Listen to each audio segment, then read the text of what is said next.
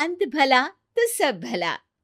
रोली की शादी उसके माँ बाप एक आलसी लड़के से करा देते हैं। चलो, रोली की शादी हुई और हमने गंगा नहाई। और क्या, बेटियां तो होती ही हैं बोझ।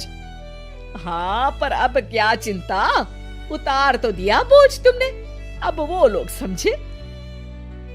ससुराल में रोली का पति कहता है, देखो, मैं कोई काम नहीं करता, ये बात तुम्हारे मम्मी पापा को बता दी थी मैंने। अब जो किराया आता है दुकान का, उसी से घर का गुजारा करना है। कभी भूल से भी कोशिश ना करना किसी चीज की डिमांड की। क्या मम्मी पापा को पता था कि आप कोई काम नहीं करते? और क्या, बड़ा अच्छे से पता था। उन लोगों को तो तुम बोझ लगती थी, बोल रहे थे कि बस शादी कर लो और कोई मतलब नहीं है। रोली को ये सुनकर बहुत गुस्सा आता है, लेकिन करती भी तो क्या, क्योंकि वो जानती थी कि उसके माता पिता ऐसे ही हैं। जैसे तैसे रोली दिन काट रही थी। रोली को एक प्यारी सी बेटी होती है। धीरे धीरे वो बड़ी होती है और उसके साथ उसकी जरूरतें भी बढ़ती जाती है। सुनिए जी, अब तो सिमी बड़ी हो रही है, उसका स्कूल में दाखिला कराना है।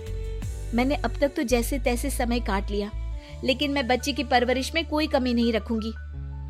अरे क्या है यार, अब तो लगता है कोई ना कोई काम ढूंढना ही पड़ेगा। अब पति रोज काम की तलाश में जाता और बिना किसी काम के वापस आ जाता। रोली समझ जाती है कि पति के अंदर अब काम करने की क्षमता नहीं है। वो बेटी को उच्च शिक्षा देने के लिए कुछ करना चाहती थी, लेकिन करती तो क्या करती। एक दिन रोली की सहेली कहती है, रोली, मेरी कोई औलाद नहीं है। अगर तू मेरी औलाद को जन्म दे तो मैं तुझे तेरे मुंह मांगे पैसे दूंगी। अरे, तेरी औलाद को मैं कैसे जन्म दे सकती हूँ? सरोगेसी से। बच्चा मेरा और वैभव का ही होगा, लेकिन कोख तेरी होगी। ये संभव है रोली। रोली कुछ सोचकर कहती है, मुझे मंजूर है, लेकिन मैं इसका 2 लाख रुपया लूंगी। अरे कोई बात नहीं, मुझे मंजूर है। रोली खुश हो जाती है कि एक बच्चा पैदा करने का उसे 2 लाख रुपया मिलेगा। वो घर आकर पति को बताती है, वो भी खुश हो जाता है। अब क्या था, डॉक्टर के पास जाकर सहेली का बच्चा रोली की कोख में पलने लगता है। मुझे 20,000 चाहिए मेरे बेटी के एडमिशन के लिए। हाँ हाँ ठीक है, मैं उसके एडमिशन से लेकर सारे खर्चे उसके अकाउंट में डाल रही हूँ। रोली की बेटी का एडमिशन हो जाता है। रोली को लगता है कि वो अब सब कुछ ठीक कर देगी। दिन और महीने आगे बढ़ते हैं। अब एक दिन, एक बात कहूँ जी, काश इस बच्चे को मैं रख पाती। मैं अब इससे काफी जुड़ गई हूँ। अरे यार, पता नहीं किसका बच्चा है, अपने पास है ना अपनी मुन्नी।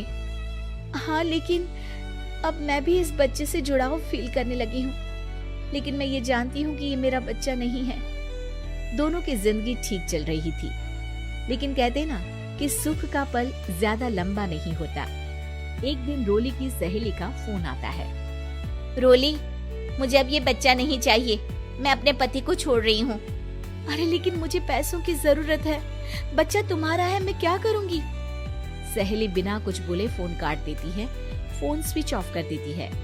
लेकिन रोली के जीवन का तूफान यही नहीं रुकता। रोली, मैं इतना भार नहीं उठा सकता। आज पढ़ाई का पैसा मांग रही हो, कल को शादी, कॉलेज और पता नहीं क्या क्या। मैं तुम्हें छोड़ रहा हूँ, अपनी बच्ची उठाओ और निकलो इस घर से। अरे पर मैं कर तो रही हूँ ना बच्चे के लिए काम, आप आराम से रहिए ना। क्या काम कर रही हो? देख रहा हूँ मैं। ये छोटा शहर है, यहाँ लोगों को बात बनाते वक्त नहीं लगता। तो मैं क्या करूँ?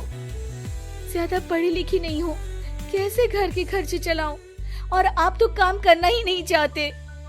हाँ, ना चाहता हूँ और ना ही करूँगा। रोली को पति की बात पर काफी गुस्सा आ जाता है। ठीक है, अगर मेरे जीवन में संघर्ष ही लिखा है तो वही सही।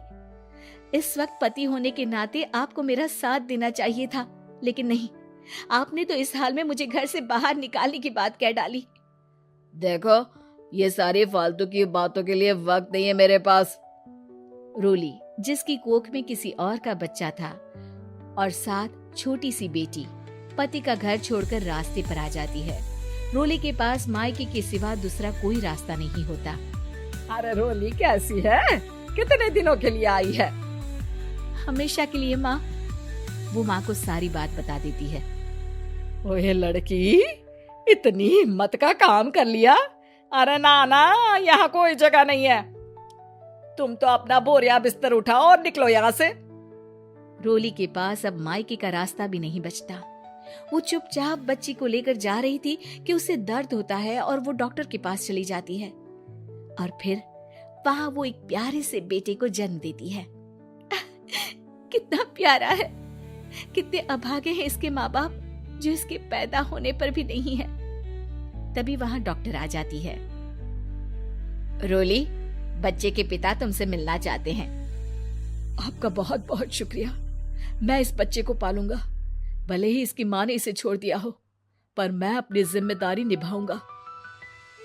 तो क्या आप मुझे इसके पैदा करने के लिए जिन पैसों की बात हुई थी वो भी देंगे? हाँ, और साथ ही आप चाहें तो मेरे घर में रहकर मेरे बच्चे की देखभाल भी कर सकती हैं। मैं उसके लिए आपको सैलरी दे दिया करूंगा।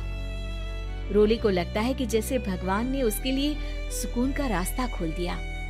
वो अब मुकेश के साथ उसके घर चली जाती है, जहाँ रहकर वो उस बच्चे की देखरेख करती है। अब मुकेश के घर को रोली अच्छे से संभाल लेती है। उसके लिए खाना बनाने से लेकर बच्चों की देखभाल और घर की देखरेख। धीरे धीरे मुकेश को रोली से प्यार हो जाता है। रोली, तुम्हारी बेटी और मेरा बेटा बिल्कुल भाई बहन की तरह साथ रहते हैं। हाँ, आखिर है तो एक ही कोख के बच्चे, अटैचमेंट तो होगा ही ना। रोली, तुमने घर और मुझे दोनों को संभाल लिया। ये तो मेरा काम है। आपने भी तो मुझे छत दी जिससे मैं अपनी बेटी की पढ़ाई और भविष्य के लिए पैसे जोड़ सकूं। रोली, क्या तुम मुझसे शादी करोगी? अब मैं जानता हूँ तुम्हारी भी शादी कुछ खास अच्छी नहीं रही। रोली को मुकेश की बात ठीक लगती है। वो उसे हाँ बोलने की सोच ही रही होती है कि उसके पहले पति का फोन आ जाता है।